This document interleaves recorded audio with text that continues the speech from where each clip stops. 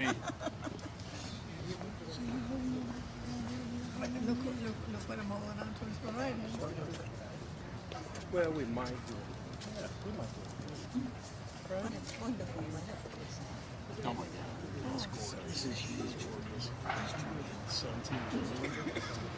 It would be more just for the United States, but I think it's doing 2 points at 10 point each. Here, So I'm gonna 20. stand in front of you, Joe. Yes. Right here. It's good. Are you hiding? I didn't give a promise to build. You're photoshopped. Why are you photoshopped? Can you see the camera? Can you see the camera?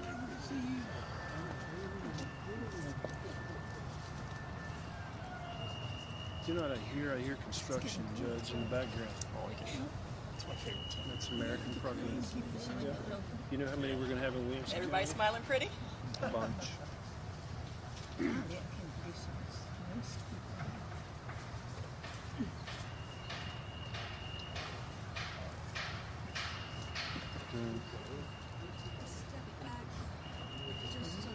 it Governor Clinton to the right? You're fine. It's very exciting. So will Congressman McCall be as good as you've been to us, Judge? What did he say, John? Remember, I just have the little land bridge. It's just that little slip. Well, But it's still in the county. you're still coming through America. I'm looking forward to it.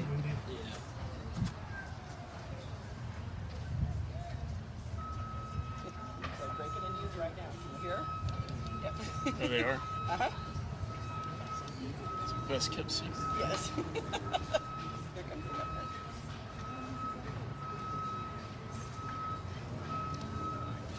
Oh, there's my governor.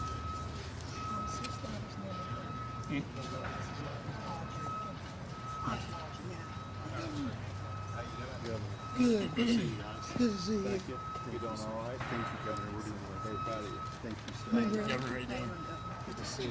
Good seeing you. Congrats. Thank you. Good job.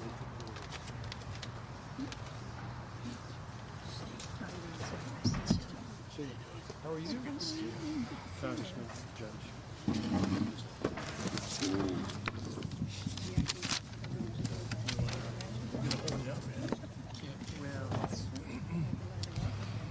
Well, thank you everybody for being here. I'm proud to welcome Dr. Kim to the Texas Governor's Mansion. I know that there may be people in Korea who will be watching this also, and from the state of Texas, let me say to the people of Korea, we're so proud to have Samsung gather with us right here at the Governor's Mansion in Austin, Texas. Dr. Kim serves as the Vice Chairman and the CEO for Samsung. And I want to thank also everybody who is with us here tonight for being here for what is an historic announcement, the impact of which will not be felt just here in Texas, but actually will impact the entire world. After a thorough and comprehensive search, Samsung has chosen Taylor, Texas as the site of its new state-of-the-art semiconductor chip fabrication plant.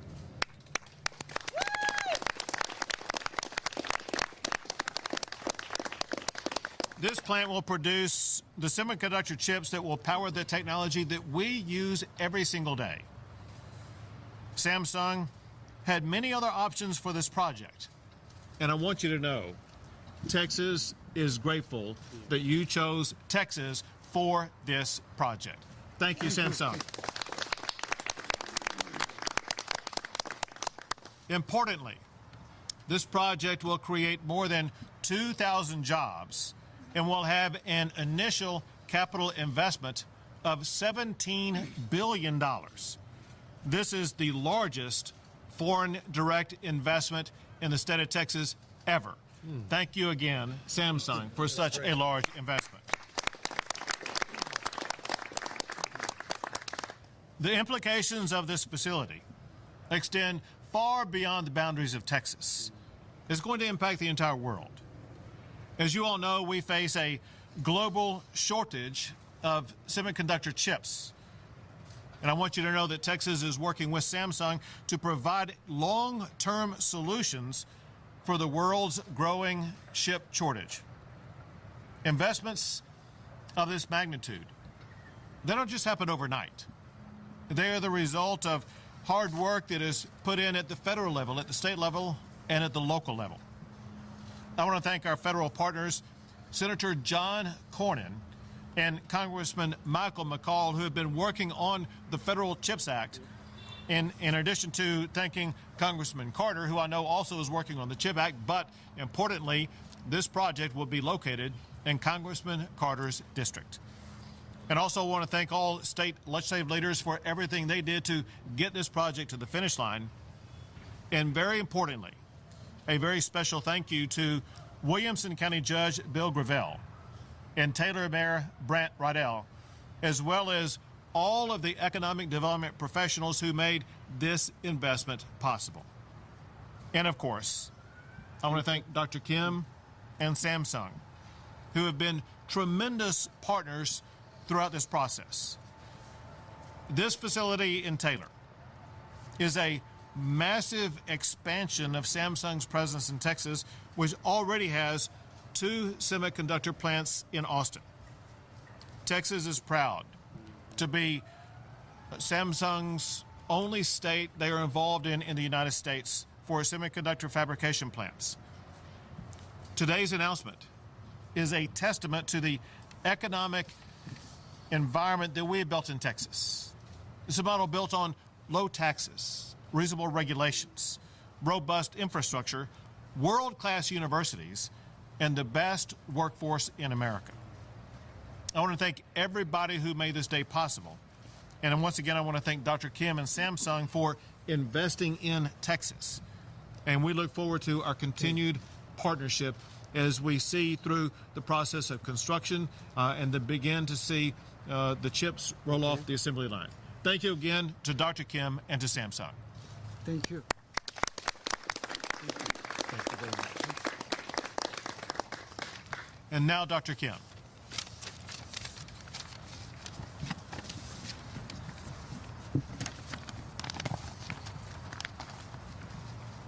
Thank you, Governor Abbott, for inviting us to the mansions on this special occasion. Please allow us to start by extending our most heartfelt appreciation to the distinguished guests and staff joining us here. Senator Cornyn,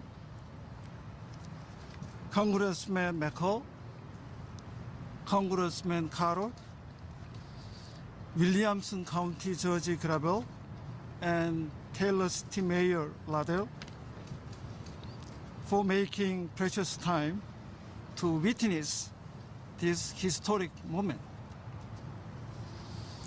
Before I begin, I would like to emphasize that we greatly appreciate the efforts and initiative put forward by the Biden administration and bipartisan congressional leaders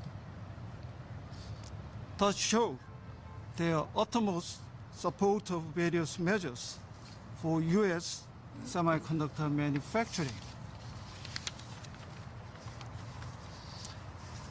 It is a great honor and privilege to announce today that Samsung Electronics has chosen Texas, more specifically the city of Taylor in Williamson County, to build a state-of-the-art manufacturing facility with an expected capital investment of $17 billion US. Texas has proven that it can create a business environment conducive for companies to grow and thrive. Samsung has been proud to call Texas home for the past 25 years, and it is one of our greatest treasures. Because we do care about the prosperity of all communities we call home, We are thrilled to start our new chapter that will create more than 2,000 jobs, as well as thousands of indirect employment opportunities. Looking back, it has been more than a year of great deliberation on multiple projects in multiple locations. A long journey for sure, but a very important and rewarding one. Our decision was based on a set of key factors for consideration, such as incentive programs, infrastructure readiness and stability, synergy with our global operation, excellent talent pool, and long-term co-prosperity with local governments and communities to grow together. We would like to share our sincere gratitude with everyone who has been part of this journey with us from the beginning, especially to representatives from the great state of Texas, Williamson County, and City of Taylor. Thank you for your tireless effort, patience, understanding, and unwavering support leading to this great finale. This U site in Central Texas will be a bridge connecting the shining past and present of our current facility in Austin to the bright future full of the possibilities. Please join us in celebrating this proud chapter of our history. Thank you. Thank you, Governor. Thank you, Dr. Kim. Very well said. Now, Senator Cornyn. Well, it's a pleasure to join all of you here today. I want to thank my friend of long standing, not my old friend, my friend of long standing, Governor Abbott, for hosting us. And a big thank you to Dr. Kim and our friends at Samsung for giving us a reason to celebrate. I'm also glad to be here with my friends from the United States Congress, Michael McCall and John Carter, as well as so many other distinguished officials to welcome this historic investment in Central Texas. Silicon Hills is beginning to grow, and I couldn't be happier than to have Samsung help deepen their ties to the Lone Star State. As you've heard, they've made a decision to build a new chip fab, or a fabrication facility, a manufacturing facility, which will bring incredible investments, jobs, and opportunities to the region. It will also help us close a major security gap for our nation.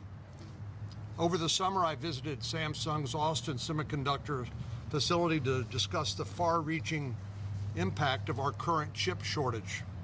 I participated in a number of roundtables all over the state with industry leaders, including GM, Toyota, Dell, HP, Boeing, Raytheon, BAE Systems, and many others, and they all told us exactly the same thing. From automotive to consumer electronic manufacturing, virtually every industry has been negatively affected by the chip shortage. But what keeps me up at night is how the chip shortage is a threat to our national security. The world relies on the Indo-Pacific region for the lion's share of our chips. In fact, just one country, Taiwan, makes 63% of the advanced semiconductors in the world. If China continues to saber rattle and threaten its neighbors, the majority of the world could be at their mercy when it comes to our supply of these critical semiconductors. That wouldn't just spell bad news for consumers, it would hobble our national security capabilities. Advanced fighters, quantum computing, missile defense systems all rely upon semiconductors. An air defense interceptor alone contains 750 semiconductors.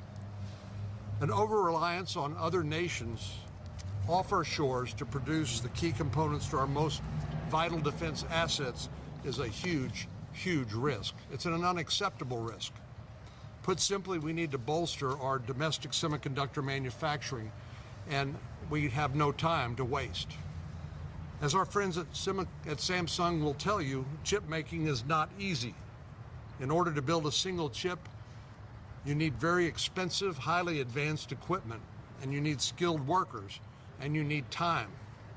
It can take months to create a single chip, and that's assuming you have the facility and the equipment to do so. We need more made in America chips that won't be compromised by aggression from the People's Republic of China, or who may threaten our global supply chain. Given this national security imperative, the United States government needs to have some skin in the game to help companies build here, because it's more expensive to build here in the United States than it is in countries over in Asia. Last year, I authored with bipartisan legislation called the Chips for America Act with one big goal in mind, and that is to shore up domestic semiconductor manufacturing. When this legislation became law earlier this year, it created a federal incentive program to add to the incentive program offered by our friends from Williamson County to encourage companies to build their foundries on U.S. soil. Before those incentives can roll out the door, though, there's just one thing that remains, and that is to get the funding to help us do that. Over the summer, the Senate passed a bill providing $52 billion in funding for the programs established by the CHIPS Act. Congressman Michael McCall has been my indispensable partner in the House of Representatives. And it's no accident that Congressman Carter is on the Appropriations Committee, who we're going to look to help get this across the line. Once they succeed, no pressure, no pressure. The two chambers will have to iron out our differences, and then the bill can go to President Biden for his signature. Of course, I had another goal in mind with this legislation: ensure that these chips wouldn't just be made in America, but hopefully be made in Texas.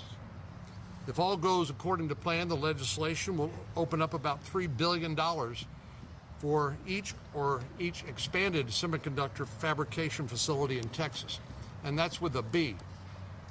In the coming years, I hope Texas will become the U.S. hub for semiconductor manufacturing nationwide. Samsung is certainly leading the charge, and it's an honor to join you today to celebrate this huge investment that will serve as a boon to our region and our national security. Thank you, and God bless. Thank you.